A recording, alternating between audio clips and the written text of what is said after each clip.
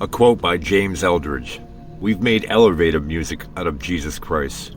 We've made him the most boring, bland, and blah person. And yet, he was the most revolutionary man. No truer words can be said than the current state of affairs when it concerns Jesus, the Christ. His last name is not Christ, folks. You need to stop calling him Jesus Christ. You need to stop calling him Jesus because, if anything, his name is Yahshua, because there was no J back then, but I won't get into all those small little conspiracies. The reason why I'm creating this message is because I had a friend last week see a sign on a door that said, "Guns allowed here." And he said, "That's what I like to see." And this friend is I'd like to consider him a good friend, but he's also a Christian. Diehard, well, I wouldn't say diehard, but he's a Christian. And I looked at him and I kind of jokingly said, "Yeah, because, Jesus walked around with an AK-47. And he's like, "Well, he would have." I love this man. I love this man who I'm talking about right now. Yeah, I consider him a brother. But I was, without using the vulgarity, I'm going to say I was flabbergasted by his response. I didn't really further it anymore, but I was like, "Are you sure about that?" And he said, "Well, why do you think he said take swords with us to protect ourselves?" He didn't say take swords and go out and shoot people or protect yourself. He didn't even say protect yourself. He said take swords with you. Bringing swords with you, especially back in those days, just as much as it would be in these days, if you were to walk around with an unconcealed weapon on you, the reason why Jesus told those followers to bring swords is because there are many dangers out there in the desert of Jerusalem, and not just other people, like, lions, tigers. I've said this to people and they're like, "There were no lions and tigers." Well, why do you think that there's always a lion in the pictures with Jesus? Yes. So anyways, it's a show of force. It's kind of like the same way that if you would take a shotgun and go with the barrel's handle, you'd scare people off instead of actually having to point it at anybody. That noise alone has scared off many people. So you can use that as a comeback or whatever, but it's not true. I love that brother, like I said. He unfortunately has been misguided. And the reason he's been misguided is because he's indoctrinated, just like the person who told him all this stuff has been indoctrinated by other people that have been indoctrinated. And the indoctrination of being a Christian or a Catholic or anything like that is the same thing as being indoctrinated into life. We're all programmed and we're all domesticated. We're all told what we're supposed to believe in. My parents told me what to believe in. Their parents told them to believe in. I'm supposedly following the same beliefs in domestication as my great-great-great-great-grandfather. Well, if you're in a religious family, it's the same way. You're following the same indoctrination. Even if you're not in a religious family, even if you're the first person ever to join Christianity in your family, you've been indoctrinated. And unless you're reading every single word in the Bible for yourself and studying it for yourself, and not just taking the study notes that you find from what your pastor says, unless you're doing that, you're being indoctrinated. Because all you're doing is you're allowing another man's opinion of what is said in the Bible to be your opinion without investigating it yourself. That's what I've tried to do this last year. Is I've tried to find out myself. I left the church, and I believe that's the reason why me and this brother that I'm talking about with the guns don't really talk as much anymore. Because I don't believe in church anymore, while he is a hardened, indoctrinated follower of a church. And there's nothing wrong with that. You want to go to church? Go to church. I tell people all the time, they ask me, see, I'm going to church. You should. It's a good place to find out more about yourself. It's also a good place to find out about Jesus and God and all that, yeah, but in reality, it's a good place to find out about yourself. And maybe you'll stay there and you'll try to find out more about what other people think God is, or what other people think Jesus is, or maybe you'll find out more about yourself. Either way, I would never turn down anybody from going to church, any church. I don't care what church you go to. It doesn't bother me. I think that it's a freedom that everybody should have around the world. But my problem is that I'd say 90% of the Christians that I know are not real Christians. See, the problem with it all is that we find that things like having guns on premises are okay in Jesus' mind. That's not Jesus Christ. Actually, I'm sorry, that's not Jesus, the Christ. Because again, that's not his last name. This whole audio is about how, not so much that, I don't want to call anybody out and say that you're not following, your Christ, your Jesus, because I don't know everything that all you do. But if I was shown by example, then yeah, I'd say most of you are not following the words in red. That's what I try to follow. I don't consider myself a Christian anymore. I don't consider if you want to say being a follower of Jesus is being a Christian, then I guess I am a Christian because I follow the words of Jesus as closely as I possibly can. And I don't do a very good job at it at all. I'm actually horrible at it. But I do that because just as much as I believe in what he said in the letters and words in red, I believe in others that came before and after him. Buddha, Krishna. There's so many. Martin Luther King, JFK, anybody. There's hundreds of them. They were all revolutionaries and they were all killed for spreading a message of love and hope. The sad part is that, like I said, people go to church. They hear what a pastor tells them.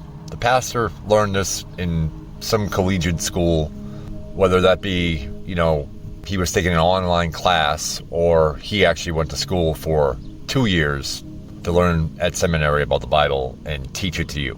So everybody takes what this man says because this man has a degree in theology. So you take that as your word and you just take his opinion of what the words mean, and that's that. The problem with that is if we did that in general society, there would only be one company for computers. There would only be one company for cars. There would only be one store for food shopping. What I'm saying is people thought outside the box. They said, okay, well, what Henry Ford's saying about making cars makes sense, but I want to do it this way. And so people branched off and they did it their own ways. And that's why we have different companies. It's the same reason why we have different religions. But when you just follow the words of one man because of what that man learned from another man and his point of view on what those words mean, you're in a monopoly. You've been indoctrinated. You're in a pyramid scheme. I'm not saying that Christianity is a scheme. I'm just saying that that's kind of the same layout. There's nothing wrong with having faith. There's nothing wrong with religion. Well, there's plenty of things wrong with religion, but there's nothing wrong with believing. But it is the duty of every Christian, as well as any other religion, to not listen to your clerics and your pastors and your priests and the Pope, but to actually listen to your own heart and your own mind when you read those words and what they say to you, and base your opinion on what resonates from what you're reading, not from what you're hearing. I hope I made that point stressfully clear because that's what I've done.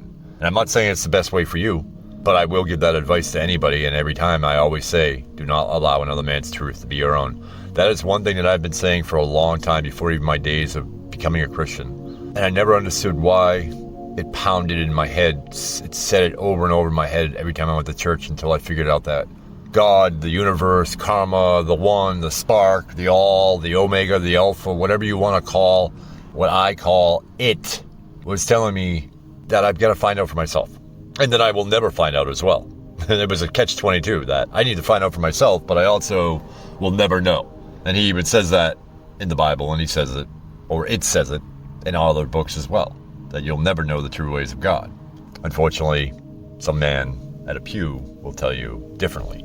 He'll tell you that verse. He'll say, oh, we'll never know the true ways of God, but then he'll try to tell you what he thinks God meant, and that you should follow what he thinks that God meant. You see the pattern? Because the problem is that, like I said, 90% of the people that I know that call themselves Christians are not Christian.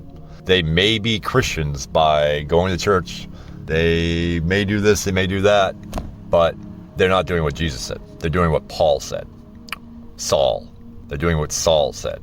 Because a majority of the pastors in this country, since the beginning of time, have been following what Saul said.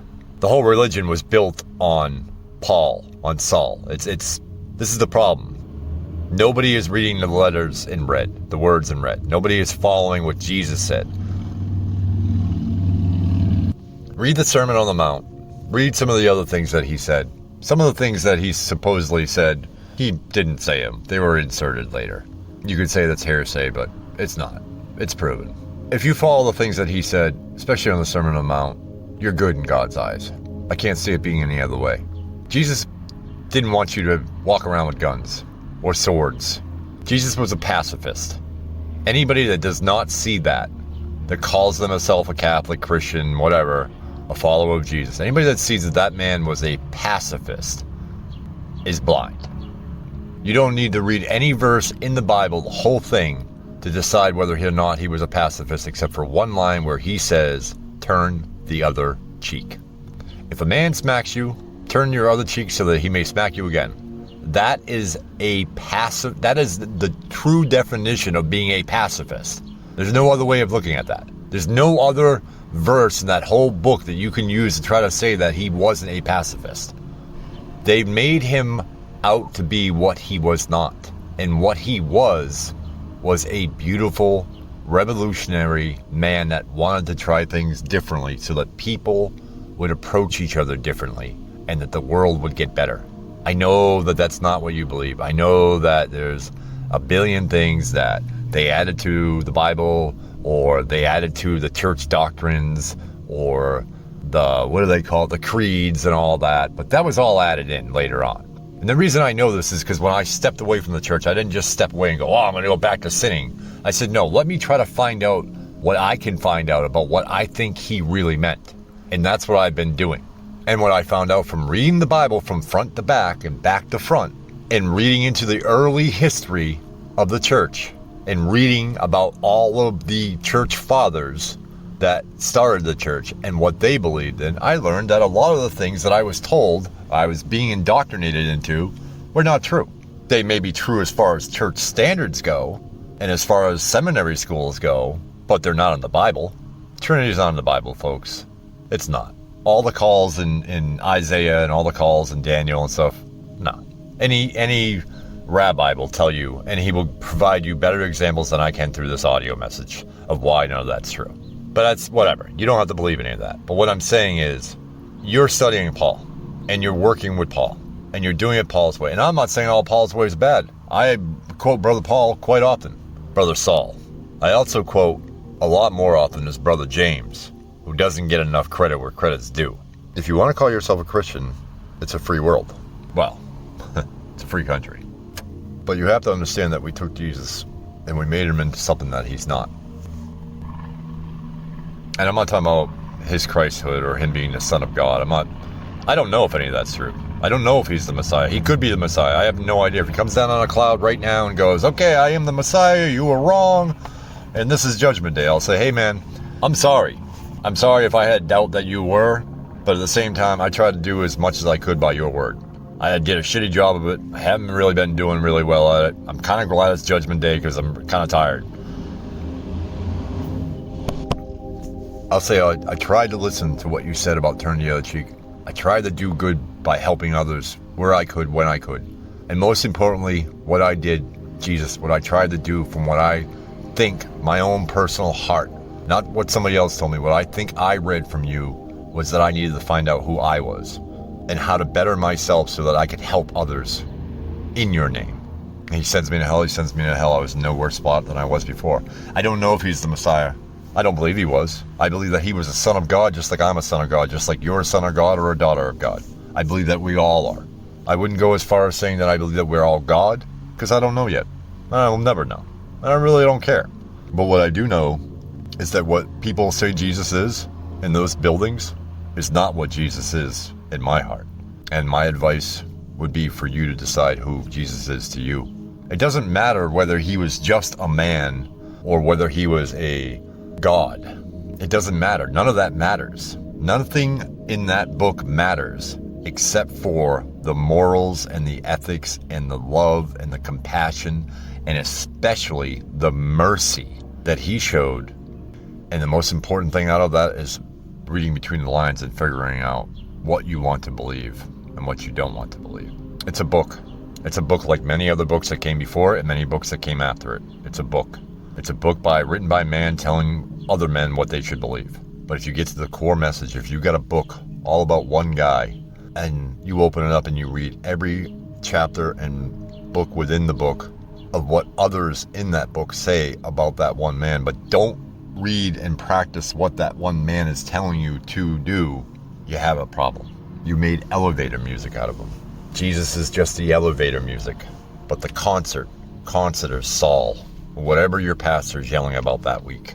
Donald Trump or whatever it is the right-wing guys are doing nowadays. Folks, there is no politics in the following of Jesus. There is no violence in the following of Jesus. There is no greed. There is no vanity. There is nothing but being humble, knowing your own limitations, accepting them, doing the best that you can and doing the best you can to help others along your way. That's what I believe. That's what I read. That's what I listened to. All this other stuff, every Sunday being told you're a sinner, but we'll forgive you if you tithe some money. You know, Martin Luther King walked away from Catholicism, I think it was around the 1600s, maybe the 1400s, I don't know, whatever, 1600s. I have no idea. I don't really care at this point. But he walked away from it because the Catholics kept on taking money from poor people because they were saying, oh, you want us to get your friend or your uncle out of purgatory?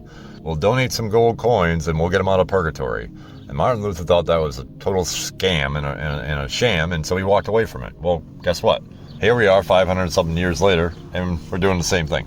The Catholics don't even do it as much anymore. Now they just got a bowl and you just go light some candles for your family in purgatory. There's no money involved. But, you know, our Christian pastors, our Protestant pastors, God needs that money. God needs that money. Got to give 10%. Got to give 10%. Have any of you actually ever read what that 10% was and what it was for? I wonder that. You know what? I'm going to tell you. One thing, he was talking about your crops. He wasn't talking about money. He wasn't talking about donating money. And I don't care if you donate money. But he was talking about, by the way, that's in the Old Testament. The one that the Protestants tell you not to read.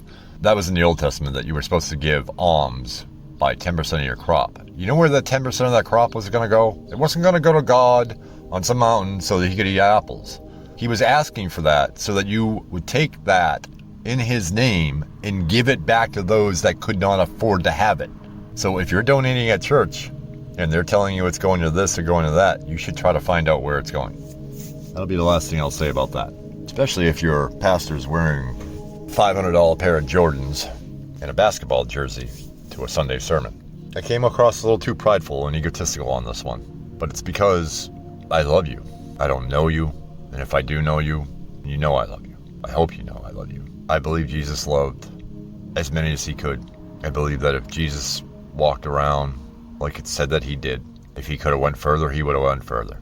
I believe he is a shining example of what a revolutionary is, what somebody that believes in change is, what somebody that knows that we can do for each other. I believe that he's a perfect example of that. And if I can have 1/10 of 1/1,000,000th of that kind of spirit in me, that's all I can ask for.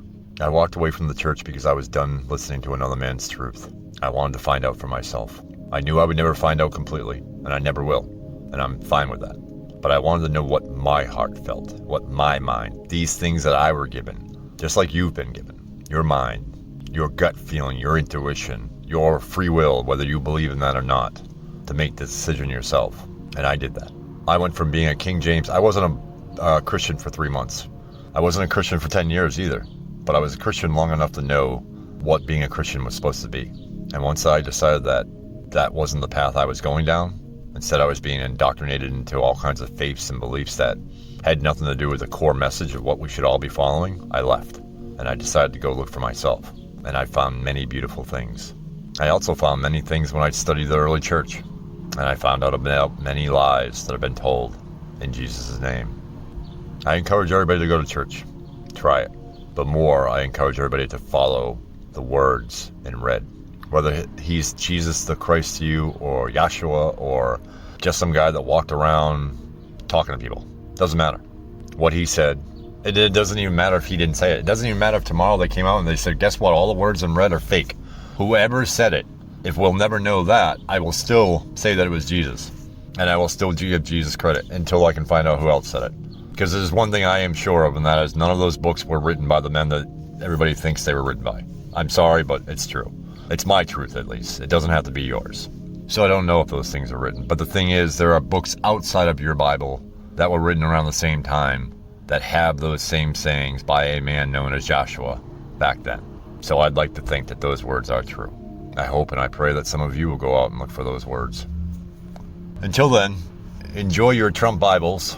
Enjoy your machine gun toting Jesus. But try to remember what he said. He said, love your neighbor. He didn't say love your Christian neighbor, love your Hebrew neighbor, love your Muslim neighbor. He said love your neighbor. He said don't let your right hand know what your left hand is doing. Or don't let your left hand know what your right hand is doing.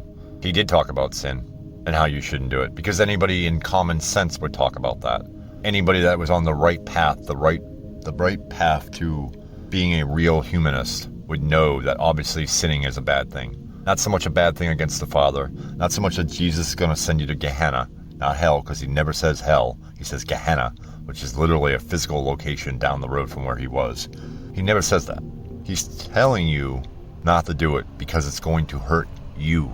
So keep listening to what they tell you on Sundays about how you're going to hell and how you can maybe buy yourself out if you spend some extra money on the mission this week, brother. Or listen to the words, Jesus.